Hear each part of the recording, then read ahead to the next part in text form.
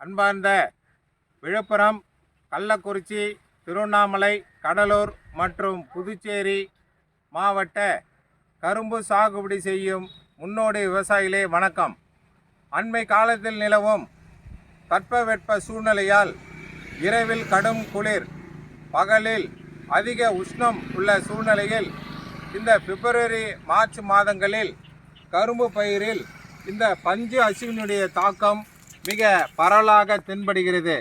அன்பு விவசாயிகளே, இந்த பஞ்சு அசுவினுடைய தாக்கம் பார்க்கும் பொழுது உங்களுக்கு அந்த தாக்கப்பட்ட அந்த கரும்பு இலைகளின் அடிப்பகுதியில் பார்த்தோமானால் கூட்டம் கூட்டமாக அந்த பஞ்சு போன்ற இந்த துகள்கள் பறந்து கொண்டிருக்கும். அதன் அடியில் பார்த்தோமானால் அந்த அசுவினி பூச்சிகள் அப்படியே கீழே உழுந்து சென்று சாறை உறிஞ்சும்.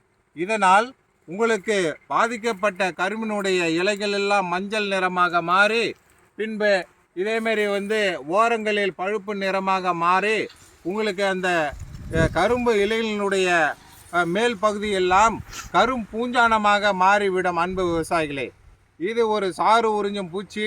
இதனை விவசாயிகள் சப்பாத்தி பூச்சி என்று நினைத்து கொண்டு இருப்பார்கள், அல்லது நோய் என்று நினைத்து கொண்டு இருப்பார்கள். இது பஞ்சு அசுவினி என்ற சாறு உறிஞ்சும் பூச்சியினுடைய வகையாகும். இதனை கட்டுப்படுத்த ஆரம்ப காலகட்டத்தில் இதனுடைய தாக்கம் நிழல் பாங்கான இடம், வரப்பு ஓரத்தில் இதனுடைய தாக்கம் ஒரு பகுதியில் சுமார் ஒரு 3-4 இலைகளில் அடிப்புறத்தில் தோன்றும். அப்பொழுது நீங்கள் இந்த தாக்கப்பட்ட இந்த கரும்பு சோலைகளை, பஞ்சு அசுவினி தாக்கப்பட்ட சோலைகளை பிரித்து அதனை பீத்து சேகரித்து தீ வைத்து கொளுத்த வேண்டும். இன்னொன்று முக்கியமான அறிகுறி, இந்த கட்டெரும்புகள் நடமாட்டம் கண்டிப்பாக இருக்கும் இந்த தாக்கப்பட்ட இந்த கரும்பு இலைகளில். ஆகவே இந்த பஞ்சு அசுவினி தாக்கப்பட்ட கரும்பு சோலைகளை உரித்து தீ வைத்து கொளுத்து விட வேண்டும். முதல் கட்டுப்பாட்டு முறை. இரண்டாவது, அதிகளவு தழைச்சத்தை இடக்கூடாது. அதிகளவு தழைச்சத்தை எடுத்தால் கண்டிப்பாக இதனுடைய தாக்கம் அதிகமாகும்.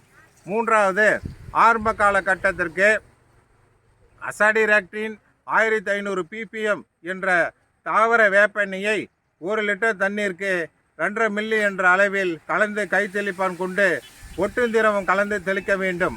அதிகளவு தாக்குதல் இருக்கும்பொழுது இமிடாக்ளோர்பேட் 17.8 SL என்ற பூச்சிக்கொல்லியினை 10 லிட்டர் தண்ணீருக்கு 3 மில்லி என்ற அளவில் ஒட்டுந்திரவம் கலந்து நன்றாக கைத்தெளிப்பான் கொண்டு செடிகளின் இலைகளினுடைய எல்லா புறத்திலும், அது மட்டுமல்ல தண்டு பகுதி, அது மட்டுமல்ல இந்த புதையினுடைய வேர் பகுதியிலும் மண் பகுதியிலும் நன்றாக தெளிக்க வேண்டும். களைகளுடைய செடிகளின் மேலும் நீங்கள் அவசியம் இந்த பூச்சி மருந்தினை தெளித்தால் இந்த பஞ்சு அசுவினுடைய தாக்கத்தை கட்டுப்படுத்தி அதிகமாக சொல்லி எடுக்கலாம். நன்றி, வணக்கம்.